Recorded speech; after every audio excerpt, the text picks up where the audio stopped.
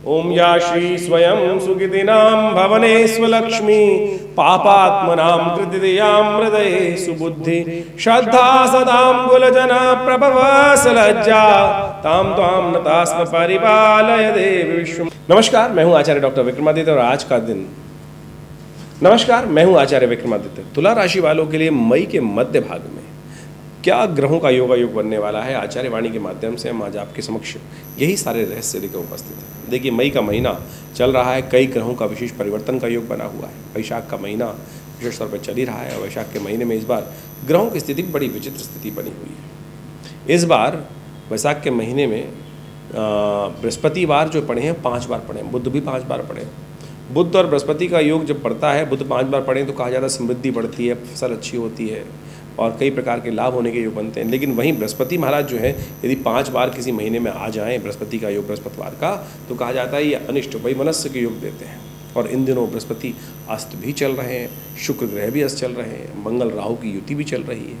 और ये सारी युतियाँ जो है विशेष तौर पर समझें, और बृहस्पति और विशेष तौर पर इसकी युति भी होने की तैयारी बैठी है। 3 ग्रहों की युति होने को तैयार बैठी है, जो आपस में विपरीत प्रवृत्ति वाले ग्रह हैं। बृहस्पति, शुक्र और सूर्य 3 ग्रहों की युति भी होने की योग बन जाएगी। और ये जब युति होती है तो कहा जाता है कि वृष्टि के लिए अनेक विशेष तौर पर अलग प्रकार के योग बन जाते हैं। कहीं अतिवृष्टि होती है, कहीं बहुवृष्टि होती है, कहीं तूफान आने के, बवंडर आने के योग बन जाते हैं। तो ऐसे में घूमने का मौसम भी शुरू हो गया, छुट्टियां शुरू हो गई हैं, तो थोड़ा सा सावधान होकर चलने का प्रयास कीजिएगा। पहाड़ इत्यादि पे जाने से रुकने का प्रयास करना चाहिए, बहुत ज़्यादा रिस्क नहीं लेना चाहिए। आपकी ग्रह स्थिति किस प्रकार से रहने वाली है तो वो आप भी समझ लें, क्या ग्रह प्रभाव करेंगे आपके लिए मई के मध्य भाग में।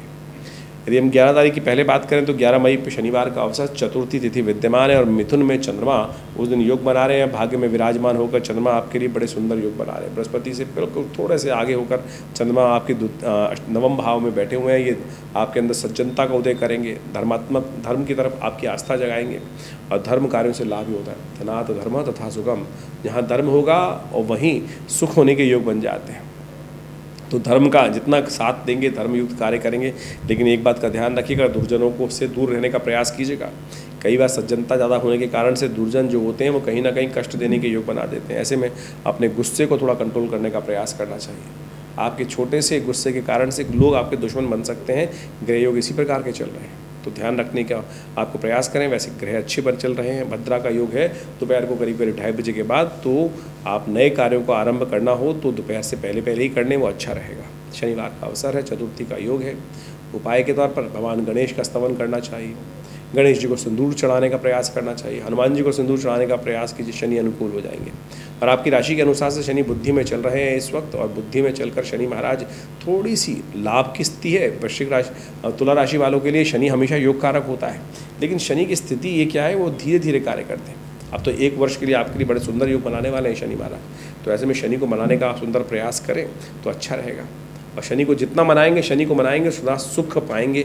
आपकी राशि के अनुसार से ये सुंदर वाक्य है, तो अवश्य शनि को मनाने का प्रयास करें। शनिवार है तो हनुमान जी की जितनी प्रसन्नता करेंगे, जितना आप हनुमान जी की आराधना करेंगे, शनि उतने ही आप पर कृपा करेंगे। अभी शनि जयंती भी आने वाली है 6 जून की, तो हमने विवेकानंद आश्रम पे एक सुंदर कार्यक्रम रखा हुआ है 100 पाठ हनुमान चालीसा के। शनि को मनाने के लिए इससे सुंदर उपाय नहीं है। लोग लगे हैं तेल पर तेल चढ़ाने के लिए, शनि को प्रसन्न करने के लिए ये, लेकिन ये उपाय क्या है, ये विशेष तौर पर बड़ी विचित्र स्थिति बनी हुई है। हर चौराहे पर शनि का एक मंदिर है। शनि आज बड़े होते चले जा रहे हैं और शनि भी सोचते होंगे कि कैसे कैसे लोग हैं कि जो परमात्मा की उपासना करने की बजाय शनि की उपासना करने के लिए लोग उद्धृत होते हैं। शनि का उपाय करना है तो हनुमान जी का स्तवन करें, वो सुंदर उपाय है, उसको करके आप सुंदर तरीके से लाभ ले सकते हैं। तो आप ये कर लीजिए, अच्छा रहेगा। हमने विवेकानंद योग आश्रम में आने वाले 6 जून को, अभी नहीं 6 जून को बड़ा कार्यक्रम रखा है। उस दिन 100 पाठ हनुमान चालीसा के 8 घंटे तक लगातार होंगे। आप भी उसमें सम्मिलित हो सकते हैं, सुंदर तरीके से घर बैठ के भी कर सकते हैं। और देखिएगा, जहाँ हनुमान जी कृपा होगी, जो शत बार पाठ पढ़ जोई छूटे बंद महासुख होई, तो सुंदर तरह से इन सब सिद्धांतों को समझें।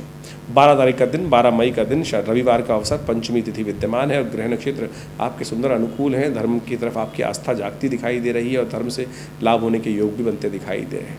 ग्रह दृष्टिकोण से विशेष तौर पर आपको समझने का प्रयास करना चाहिए कि इन दिनों विशेष तौर पर मन में थोड़ी वीतरागिता उत्पन्न होने के योग बनेंगे, क्योंकि बृहस्पति चल रहे हैं अस्त। तो थोड़ा सा वीतरागिता को हटाने के लिए एक काम करें, केसर का तिलक नित्य प्रति माथे पर लगाएं, थोड़ा सा पीली चीज़ों का दान करें, यह आपके लिए बहुत ज़रूरी है। क्योंकि बृहस्पति महाराज इन दिनों जिस भाव में आपकी राशि में गए हैं वो थोड़े से मन में संसार की तरफ से विरक्ति उत्पन्न कर सकते हैं। आपके क्रोध के कारण से ये विरक्ति उत्पन्न होगी। आपको वास्तविक तौर पर छोटी छोटी बातों पर क्रोध आ रहा है, उसके कारण से रविवार का अवसर है, सूर्य को जल दें, नमक का त्याग करें, ये उपाय करिए, कल्याण होगा। 13 तारीख का दिन आप विशेष तौर पर समझ लें ग्रह का योग क्या कहता है। मई जो है 13 तारीख की मई जो है वो विशेष तौर पर 13 मई सोमवार का अवसर, षष्ठी तिथि विद्यमान है। सुबह सुबह चंद्रमा परिवर्तन की जगह कर्क राशि में प्रवेश करेंगे करीब करीब 5:09 पर, और दशम भाव में प्रवेश कर आपके कर्मों का पूर्ण फल प्राप्त करने का अवसर होगा। कई बार हम समय लगता है कि हम जो कार्य कर रहे हैं उसका फल हमें मिलेगा या किसी और को। हम आमतौर पर डरते रहते हैं कि मेरा जो क्रेडिट है, वर्क का क्रेडिट कोई और ना ले जाए। कोई नहीं ले जाने वाला, चिंता ना करें। सोमवार का अवसर है, सुबह सुबह से कार्य को पूरी श्रद्धा के साथ 2-3 दिन में करिएगा। देखिए 2-3 दिन ग्रहों का योग इस प्रकार का बना हुआ है कि आपके कर्मों का पूर्ण क्रेडिट आपको प्राप्त होने के योग बनेंगे। निष्पादित होकर काम कर, विश्व स्तर पर आनंद भाव से काम करने का प्रयास कीजिए। सोमवार का अवसर है, सर्वार्थ सिद्ध योग भी बनेगा जो 11:15 के बाद रहेगा। शिव का ध्यान करें, ओम नमः शिवाय का पाठ करें और आनंद भाव से कार्य करें, चिंता ना करें। 14 तारीख का अवसर, 14 मई मंगलवार का अवसर है, सप्तमी तिथि है, और इस दिन से लेकर आने वाले 4-5 दिन 3 दिन तक मघा और विशेष तौर पर अश्लेषा और मघा नाम के 2 नक्षत्र रहेंगे, गणमूल के अंतर्गत आते हैं। इन दोनों नक्षत्रों में जन्म लेने वाले व्यक्तियों को अवश्य मूल शांति कराने का प्रयास करना चाहिए। इसके साथ साथ सप्तमी तिथि है, गंगा सप्तमी की अवसर है। सूर्य जो है वृषभ राशि में प्रवेश कर रहे हैं, आपकी राशि के अनुसार से सप्तम भाव से निकलकर अष्टम भाव में बृहस्पति के साथ विराजमान होने जा रहे हैं। उसके कारण से बृहस्पति पहले ही अस्त है और वो निस्तेज अवस्था में अभी करीब करीब 25 दिन चलने वाले हैं, यानी करीब करीब 2 जून तक चलने वाले हैं। और सूर्य ने बृहस्पति को अस्त जो कर दिया है वो मन में और ज़्यादा थोड़ा सा जो विशेष तौर पर थोड़ी छोटी छोटी बात भावनात्मक तौर पर थोड़ी सी चोट ज़्यादा लगती दिखाई दे रही। थोड़ा सा अपने आप को प्रशस्त हिम्मत वाला बना के रखने का आपको प्रयास करना चाहिए। हनुमान जी की आराधना करें, गंगा जी में के पास जाकर विशेष तौर पर अपने पितरों के निमित्त तर्पण इत्यादि करें। ये सुंदर तिथि है। कई बार क्या होता है कि संसार से विरक्ति की भावना उत्पन्न हो जाती है। ऐसे में हम अपने पितरों के निमित्त पितृ ऋण का अवश्य कार्य करें, पितृ ऋण से निवृत्ति का कार्य करें। पितरों के निमित्त थोड़ा जल लेकर, गंगा जल लेकर, हाथ में लोटा लेकर, थोड़ा तिल डालकर उसमें अपने पितरों का ध्यान करते हुए पहली उंगली अंगूठे के बीच में से ध्यान करते हुए उनको तर्पण करें। तस्मै स्वधा तस्मै स्वधा तस्मै स्वधा। पितरों के निमित्त देखिएगा उनकी विशेष तौर पे कष्ट भी दूर होगा, उनकी तृप्ति भी होगा और आपको आशीर्वाद भी मिलेगा। गंगा सप्तमी के दिन अवश्य ये कर्म करने का प्रयास करना चाहिए। अपने पितरों के निमित्त गायत्री का जप करना चाहिए, ब्राह्मण भोजन कराना चाहिए। ये सूर्य का परिवर्तन जो है आपके लिए थोड़ा सा भारी रहेगा, ध्यान रखिएगा। सूर्य आपके विशेष तौर पर राशि के अनुसार से लाभ के स्वामी हैं, लेकिन वो बंधन वाले भाव में चले गए हैं, अष्टम भाव में चले गए हैं, जो थोड़ा सा मनोमस्तिष्क में थोड़ा सा विशेष तौर पर नैरो थॉट्स उत्पन्न करने के योग देते हैं। मनोमस्तिष्क बंधा होगा। बृहस्पति भी वहीं चल रहे हैं और वो भी ठीक नहीं है। तो ऐसे में लगातार उपाय करने की ज़रूरत है। आप अच्छा रहेगा कि हनुमान जी का पाठ करें, वो आपके लिए थोड़ा शक्ति का सृजन करेगा। क्योंकि मंगल भी इन दिनों राहु के ग्रास में होकर आपके 6ठे भाव में चल रहे हैं, वो भी थोड़े से कष्ट में हैं इस वक्त, तो उनका उपाय भी करना जरूरी है। 15 मई को बुधवार का अवसर है, अष्टमी तिथि विद्यमान है और सिंह राशि में चंद्रमा का प्रवेश होगा मध्याह्न के बाद। इस दिन विशेष तौर पर भद्रा का भी विशेष तौर पर योग बन रहा है, जो करीब करीब शाम को 5 बजे तक रहेगा। बगलामुखी जी की जयंती है। अश्लेषा नक्षत्र विद्यमान है, गणमूल के अंतर्गत आता है। जो जातक जन्म लेंगे वो उनकी मूल शांति उनके माता पिता को अवश्य करानी चाहिए। देखिए बगलामुखी जी की जयंती भी है इस दिन, और ग्रह नक्षत्रों के दृष्टिकोण से ग्रह अच्छे चल रहे हैं। आपके कर्मों का पूर्ण फल प्राप्त होने के योग बन रहे हैं, तो जैसा करोगे वैसा फल प्राप्त होने के योग हैं। लेकिन ध्यान रखिएगा, कई बार हमारे जो शत्रु होते हैं वो हमें बाधा उत्पन्न करने के लगातार प्रयास करते हैं। तो ये बगलामुखी जी की जयंती का अवसर है। ऐसी समस्त बाधाओं को शांत करने के लिए माँ भगवती का ध्यान करें। जब कोई और कार्य करना रहा हो, रास्ता न चल रहा हो, संसार के समस्त कार्य अपने जो हैं आप तीर चलाकर थक चुके हों, तब माँ भगवती बगलामुखी का सानिध्य जो लेते हैं, उनके शत्रुओं पर विजय प्राप्त करने के लिए, विरोधी स्थितियों पर आपके विजय के योग बनने के अद्भुत योग माँ भगवती कृपा से बनते हैं। माँ भगवती आपके इस जन्म के और पूर्व जन्म के पापों को भी क्षय करने वाली है। तो अवश्य उनका सुंदर स्तवन करें और उनका सानिध्य लेकर ओम ह्रीं नमः उनका जप करेंगे तो सुंदर कृपा प्राप्त होने के योग बनेंगे।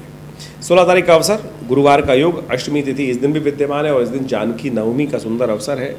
और ग्रह नक्षत्र और आपकी राशि के अनुसार से यदि हम बात करें तो सुंदर योग बनाते दिखाई दे रहे हैं, लाभ की स्थिति प्रशस्त करते दिखाई दे रहे हैं और अच्छा आगे बढ़ने का योग बनता दिखाई दे रहा है। शनि और चंद्रमा एक दूसरे से दृष्ट होकर आपके एकादशवें भाव में बैठकर, पंचम भाव में बैठकर सुंदर योग बना रहे हैं और अंतःकरण और मन को एक कर काम करने का सुंदर अवसर है। एकाग्रचित्त होकर काम पे लगी, देखिए सुंदर तरीके से लाभ के योग प्रशस्त होते दिखाई दे रहे हैं। पीली चीज़ों का दान करना चाहिए। जानकी नवमी है ये सुंदर तिथि पर, माँ भगवती सीता जी के सुंदर स्तवन करना चाहिए। इस संसार में संपूर्ण रामायण की कथा जो है वो भक्ति की आराधना करना ही सिखाती है, भक्ति की खोज सिखाती है। जो इस संसार में भक्ति की खोज करने के लिए भगवान राम को प्राप्त करना चाहते हैं तो पहले भक्ति की खोज करने का हमें प्रयास करना चाहिए।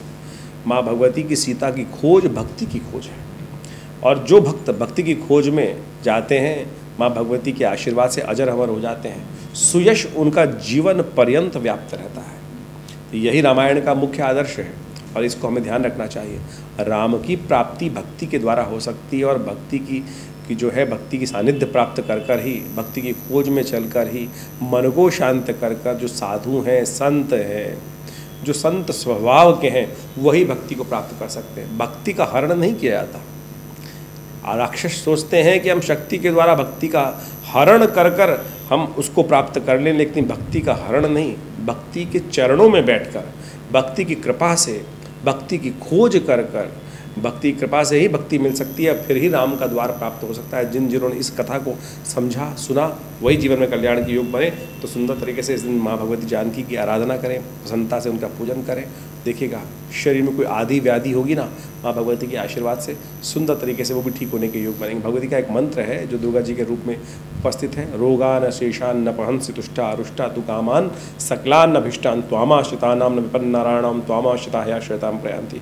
सुंदर तरीके से इस मंत्र का जप करें। यदि शरीर में आदि व्याधि चल रही है, इसी मंत्र के द्वारा यज्ञ कर लीजिए काली मिर्च से, देखिएगा माँ भगवती के आशीर्वाद से कल्याण के योग बनेंगे।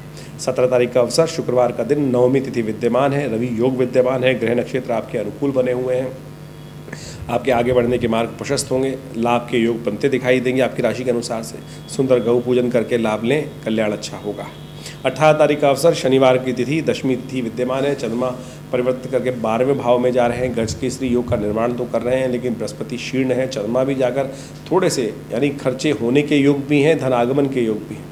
यदि लीकेज बंद करके काम कर पाए तो सुंदर तरीके से लाभ ले पाएंगे, और यदि भावनाओं में बह गए तो फिर फंस जाएंगे। यदि आपके सुंदर योग तो बने हुए हैं, लाभ के योग हैं, लेकिन मनोमस्तिष्क में जो नेगेटिविटी है उसको ठीक करने की ज़रूरत है। ये नेगेटिविटी जो है वो आपके जीवन में एंग्जाइटी को बढ़ा सकती है। तो ऐसे में ध्यान रखें, अपने अंतःकरण को पवित्र करने का प्रयास करें।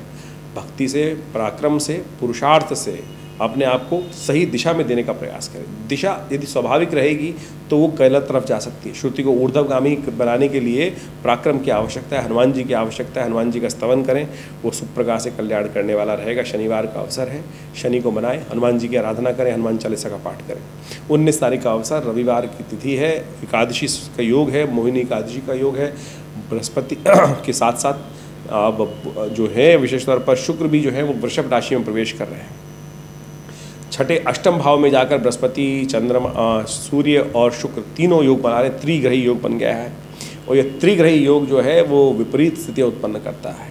तीनों विपरीत प्रवृत्ति के ग्रह एक स्थान पर, एक दैत्य गुरु, एक देव गुरु और एक राजा।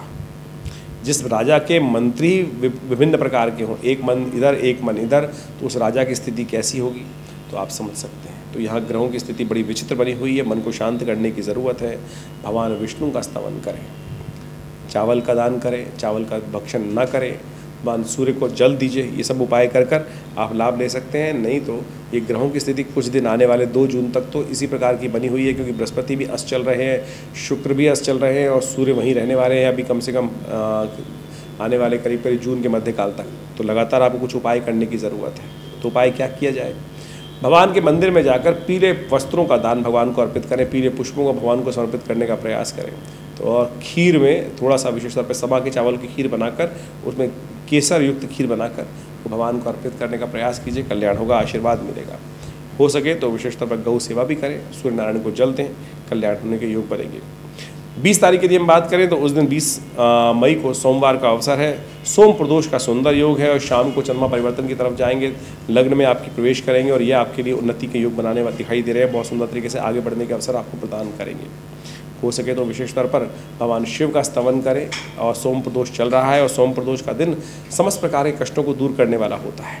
और ऐसे में एक बात समझें, आपकी राशि के अनुसार से बृहस्पति महाराज इन दिनों थोड़ी कमजोर अवस्था में है। यदि आप दूध में केसर डालकर भगवान शिव का आशीर्वाद करें, भगवान शिव का अभिषेक करेंगे तो बहुत सुंदर रहेगा, आगे बढ़ने के योग देंगे, बनेंगे, कल्याण के योग बनेंगे। देखिए, हम ज्योतिष के दृष्टिकोण से आपके समक्ष समस्त ग्रहों के योगायोग को समझते हुए दिव्य पौराणिक का जो उपाय है वही बताने का प्रयास करते हैं। आमतौर पे आज ज्योतिष जो है वो ऐसे उपाय बताने के प्रयास कर रहे हैं कि जो केवल टोटके के रूप में होते हैं। पौराणिक मत कथाओं के माध्यम से शास्त्र में हमारी समस्याओं का निवारण करने का एक तो सूत्र भी समझाते हैं और साथ साथ उस रहस्य को भी बताते हैं कि इन उपायों को किस रूप से क्यों करना चाहिए। उन तमाम पौराणिक कथाओं का विशेष तौर पर यदि विश्लेषण करें और उन पंचांग में दी गई तिथियों को समझने का प्रयास करें तो हमारे जीवन के कष्टों को दूर करने के लिए, अनेक अनेक ग्रहों के दुष्प्रभाव को दूर करने के लिए जो वहाँ कथाएँ वर्णित की गई हैं, चाहे वो एकादशी की कथाएँ हों, चाहे वो पुराण में किसी रूप में भी उन सब शास्त्रों के अनुसार से बात बताई गई हैं, वो समस्त प्रकार से कहीं ना कहीं पराप्रकृति के अनुगामी है, प्रकृति के विरुद्ध नहीं है। चाहे वो भगवान किसी भी रूप में भगवान का पूजन करना, भगवान का अभिषेक करना, मंत्र जप करना, दान करना, ये सब के सब वास्तविक तौर पर आपके इन रहस्यों को उद्गित करते हैं कि कैसे आप अपने जीवन में सरलता से, बड़े बिना किसी बहुत बड़े प्रयास से अपने बड़े से बड़े भयंकर कष्ट को दूर करने के योग बना सकते हैं। तो इन सब कथाओं के माध्यम से जिस प्रकार से जिनके जीवन में कष्ट आए, आप सोचिए भगवान शंभु के जीवन में भी सरलता के कारण से कैसा कष्ट आया। देखिए, भस्मासुर को उन्होंने वरदान दे दिया और उसके बाद वरदान देने के बाद कि जिसमें भी हाथ रखेगा वो गंगा उसका वो भस्म हो जाएगा। तो ऐसे में उसने मन में बुद्धि कहाँ से दुर्विचार जागा कि भगवान आपके सिर पे रख देता हूँ हाथ, पहले आप ही टेस्ट करके बताओ। तो भगवान शंभु वहाँ से निकलना पड़ा उनको वहाँ से, क्योंकि वरदान था उसको, पर वो वरदान निष्क्रिय हो नहीं सकता था। तो कहा जाता है कि भगवान विष्णु वहाँ स्वयं उपस्थित हुए और उन्होंने भगवान शंभु की वहाँ पर जाके रक्षा करी और जैसे उसको मोहित करने के उपरांत मोहिनी अवतार धारण किया और नृत्य करते करते उसको भी अपने साथ नचाते नचाते जैसे ही भस्मासुर ने भगवान ने अपने सिर पे हाथ रखा और उस भस्मासुर ने भी अपने ही हाथ को अपने सिर पे रख लिया और वो विध्वंस को प्राप्त हुआ। तो ये कथा दिखाती है कि भगवान अपने भक्तों को किसी भी रूप में छोड़ते नहीं, कहीं भी उनके जीवन में कष्ट हो तो उससे निवृत्ति करने का योग बनाते हैं। तो अपने शास्त्र को, अपने विशेष तौर पर पुरानी कथाओं को सुंदर रूप से हमें समझने का प्रयास करना चाहिए। ये विशेष तौर पर ये सब नृत्य जो भी कथाओं के रूप से मानवीयकरण के रूप में कथाओं को उपस्थित किया गया है, मेरे और आपके मन के प्रश्नों को दूर करने के लिए दिया गया है। हमारे जब तक मन में अनेक अनेक प्रकार से, ये कहीं भी इस प्रकार से नहीं कि भगवान कोई शक्ति से कम है या ज़्यादा है, ये सारे भाव ऐसे हैं कि हमारे जीवन में संपूर्ण रूप से विद्वान होते हुए भी, ज्ञानवान होते हुए, शक्ति संपन्न होते हुए भी कहीं ना कहीं कुछ त्रुटियाँ हो जाती हैं और उस त्रुटियों का हमें भोग भी भोगना पड़ता है। लेकिन यदि हम तत्वनिष्ठ रहे, सत्य का आचरण करते रहें, भगवान का भजन करते रहें। शंभु करते क्या है? नित्यपति भगवान का स्तवन ही करते हैं। उनको आंख में बंद कर किसका नाम स्मरण करते हैं? भगवान का ही तो, प्रभु परात्पर का ही तो नाम स्मरण करते हैं। शास्त्र में यहाँ इन तीनों शक्तियों में कहीं कोई छोटा बड़ा नहीं बताया गया है। तो हम इसी सूत्र को समझते हुए, इन्हीं रूपों को समझते हुए जो हम उपाय आपको नित्यपति बताते हैं, उन सबको निदान करते हुए अवश्य कार्य करने का प्रयास करना चाहिए। कुछ लोग हैं जो आज हमारे शास्त्र पर अनेक प्रकार के प्रश्नों को उपस्थित करने का प्रयास करते हैं। शास्त्र कहीं गलत नहीं है, मेरा जो मैं आपको ज्ञान दे रहा हूँ वो कहीं ना कहीं कमी हो सकती है, किसी विद्वान में कोई ना कोई मिस इंटरप्रिटेशन करने की बात हो सकती है, लेकिन शास्त्र में जो भी कथाएं उपस्थित की गई हैं वो सारी की सारी हमारे जीवन में कल्याण के मार्ग को प्रशस्त करने वाली। ये विवेकानंद योगाश्रम, मैं आचार्य विक्रमादित्य, इसी अपने चैनल के माध्यम से आप सबके समक्ष इन सब रहस्यों को धीरे धीरे रखने का प्रयास कर रहे हैं। ज्योतिष के माध्यम से हम इन कथाओं को भी आपके समक्ष रखते हैं, तो जिससे आपके प्रश्नों का भी समाधान हो। और विवेकानंद योगाश्रम में तो इस संबंध में बहुत सारा अद्भुत कार्य किया जा रहा है, स्वाध्याय कराया जा रहा है। हर रविवार को विशेष तौर पर जो आश्रम में नित्यपति 8 घंटे यज्ञ होता है, रविवार के दिन हम उस कार्यक्रम में स्वाध्याय की व्यवस्था कराते हैं। आप स्वयं उसमें भाग ले सकते हैं, यज्ञ में भाग ले सकते हैं। और भारतीय संस्कृति में यज्ञ प्रधान संस्कृति बताई गई है, लेकिन विचित्र विडंबना यह है कि आज हमारी संस्कृति यज्ञ शून्य होती चली जा रही है। यज्ञ हमारे जीवन में है ही, होता ही नहीं है। जहाँ जिस जगह कहा गया था बल विश्वदेव यज्ञ जैसे हमारे संस्कृति में उपस्थित किए गए कि नित्यपति हर व्यक्ति को अवश्य ये यज्ञ करने का प्रयास करना चाहिए। पहले तो चलो क्या हुआ, ये कि धीरे धीरे आक्रांताओं के कारण से संस्कृति का धीरे लोप होने का प्रयास होता रहा। फिर जो मॉडर्न व्यवस्था बनी उसके कारण से हम धीरे धीरे ऐसे हो गए कि ना हम पाश्चात्य संस्कृति को अपना पाए पूरी तरह से, ना अपनी संस्कृति को। पाश्चात्य देश आज हमारी संस्कृति को अपनाने का प्रयास कर रहे हैं। वो लोग समझ रहे हैं कि हमारे जो विश्लेषण है कितने सुंदर रूप से प्रकृति के साथ जोड़ने का है, लेकिन हमारे यहाँ कुछ लोग आज भी हमारी ही संस्कृति के अंदर ना समझते हुए, अज्ञान रखते हुए आज हमारी संस्कृति का ही उपहास करने का प्रयास करें। आज आवश्यकता है कि हम अपने बच्चों को पुनः उस संस्कृति के साथ जोड़ने का प्रयास करें। और ये संस्कृति बड़ी सुंदर है। ज्योतिष विज्ञान के माध्यम से हम इन सब बातों को, कथाओं को धीरे धीरे आपके समक्ष रखने का प्रयास करते हैं। तो आपके मन में भी कोई प्रश्न चल रहा हो तो चिंता ना करें, आप हमारे इस कार्यक्रम में जुड़ सकते हैं और अपने प्रश्नों का हम भेज सकते हैं, उन सबके निदान भी देंगे। हाँ, ज्योतिष विज्ञान के माध्यम से तो अवश्य, ज्योतिष एक चमत्कारी विज्ञान है, परम वैज्ञानिक विज्ञान है, जो आज बड़ी बड़ी सैटेलाइट्स के द्वारा जिन काल गणनाओं को आज नासा जैसे साइंटिस्ट वहाँ उपस्थित करते हैं, यदि पंचांग को हम देखें तो वहाँ उसका एक रूप अवश्य उपस्थित है। यदि उसको उनके साथ जोड़ने का प्रयास करेंगे तो देखिएगा कहीं ना कहीं उन गणनाओं को हम नासा की जो मॉडर्न कैलकुलेशंस हैं उनके कहीं समकक्ष ही पाएंगे। तो कैसे हमारे ऋषि उन्होंने इतनी सुंदर चीज़ उपस्थित करी उस समय में, जहाँ ना सैटेलाइट्स थे, ना टेलीस्कोप्स थे, ना कोई विशेष तौर पे कंप्यूटर्स अवेलेबल थे। तो आप समझें कि हमारी संस्कृति बड़ी अद्भुत है, वैज्ञानिक है। हमारे यहाँ चाहे योग, चाहे प्राकृतिक चिकित्सा, चाहे विज्ञान, जो भी बातें बताई गई हैं शास्त्र में वो बिल्कुल प्रमाणित हैं। उन सबको हम जीवन में उतारने का प्रयास करेंगे तो बड़ा सुंदर आपके प्रश्नों का समाधान भी मिलेगा, जीवन को जीना भी आसान होगा। और जीवन जीने की कला हमारे संस्कृति के अलावा तो शायद किसी और संस्कृति में इतनी सुंदर तरीके से नहीं बताई गई है। विवेकानंद योगाश्रम में आप बहुत सारे कार्यक्रमों के लिए पधार सकते हैं। हम समय समय पर आपके साथ जुड़े रहते हैं, आपके प्रश्नों का समाधान देते हैं। तो और भी यदि आपकी जन्मपत्री में कोई कष्ट आपको समझ में आ रहा है और कोई लग रहा है, कई बार हमारे मनोभाव में भी आता है, आपके मन में आने वाले विचारों को अभी कभी इग्नोर नहीं करना चाहिए। आपके विचार, क्योंकि कहीं ना कहीं शास्त्र कहता है यावत पिंडे तथा ब्रह्मांडे, जैसे इस परमात्मा, जैसे इन संपूर्ण, आप भी ये कहा गया है कि इसी शरीर रूपी पिंड के स्वयं ब्रह्म है, स्वयं उसके मालिक हैं। तो आपका कहीं ना कहीं कनेक्शन उस परमात्मा तत्व से जुड़ा हुआ है। तो बहुत सारी बातें इंट्यूशन के रूप में आपके मनोमस्तिष्क में आती हैं। तो उसको यदि कोई नेगेटिव या पॉजिटिव बात आ रही है तो उसको जन्मपत्री के साथ, विचारों के साथ जोड़ने का प्रयास करना चाहिए। वो सत्य होती हैं और उनमें आप अनुभव का लाभ भी ले सकते हैं। तो हमने प्रयास किया है कि हम इस चैनल के माध्यम से, आश्रम के माध्यम से आपके साथ जुड़े रहें। आप भी हमारे साथ जुड़ सकते हैं। फ़ोन नंबर्स आपके सामने स्क्रीन पे अवेलेबल है, वेबसाइट एड्रेस अवेलेबल है, विवेकानंद योग आश्रम का एड्रेस अवेलेबल है। आइए विवेकानंद योग आश्रम में हमारे साथ मिलकर सुंदर संस्कृति का निर्माण करें। धन्यवाद।